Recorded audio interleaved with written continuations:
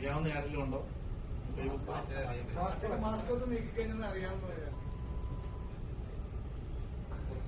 അറിയാം, ഒന്ന് രണ്ട് പേർക്ക് അറിയാം.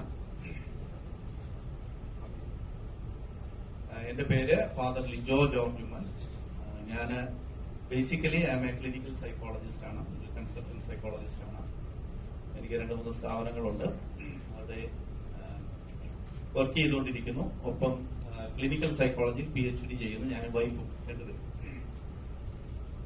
അപ്പോ ഈ സാധനം, ഈ ബയോട്ടോറിയം എന്ന് പറയുന്ന സാധനം ഞാൻ ഉപയോഗിക്കാൻ തുടങ്ങിയിട്ട് ഒരു ദിവസമേ ആയുള്ളൂ എന്ന് വേണമെങ്കിൽ പറയാം. ഇന്നലെയാണ് കിട്ടിയത്. അപ്പോ ഇത് കിട്ടിയതിന് ശേഷം ഞാൻ ഏകദേശം ഒരു 12 വർഷം, അച്ഛന് പറ്റിയ പണിയാണോ എന്ന് ചിലപ്പോൾ ചോദിച്ചേക്കാം, 12 വർഷം ജിംനേഷ്യം നടത്തിയ ആളാണ്. തുടർച്ചയായി ജിമ്മ് ചെയ്യുകയും ഒക്കെ ചെയ്യുന്ന ആളായിരുന്നു.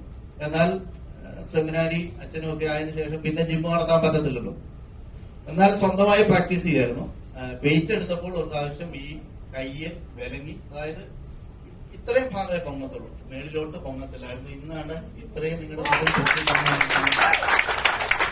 ഇന്നലെ ഇത് കെട്ടി ഞങ്ങളൊരു ബിഷപ്പ് ഹൗസിൽ ഞങ്ങളെല്ലാവരും കൂടെ, അതായത് ഈ മാഗ്നറ്റിക് ബെഡ് കൊണ്ടു കൊടുക്കാൻ വേണ്ടി പോയി.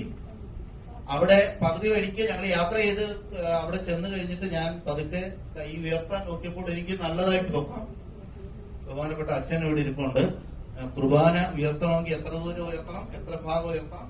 ഇത്രയും ഉയർത്തണം അല്ലെ? എനിക്ക് നല്ലോണം ഉയർത്താം. അപ്പോ അത് എന്നെ സംബന്ധിച്ച് ആദ്യത്തെ ഒരു എക്സ്പീരിയൻസ് ആണ്.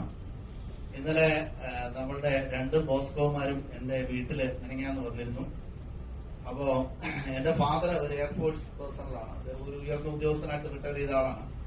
അപ്പോ അദ്ദേഹത്തിന് കാലിന് ഏകദേശം, ഞാൻ പട്ടമേറ്റ് 1 വർഷം കഴിഞ്ഞപ്പോൾ ഏകദേശം 14 വർഷത്തിന് മുമ്പ് അദ്ദേഹത്തിന് ആക്സിഡന്റ് പറ്റി.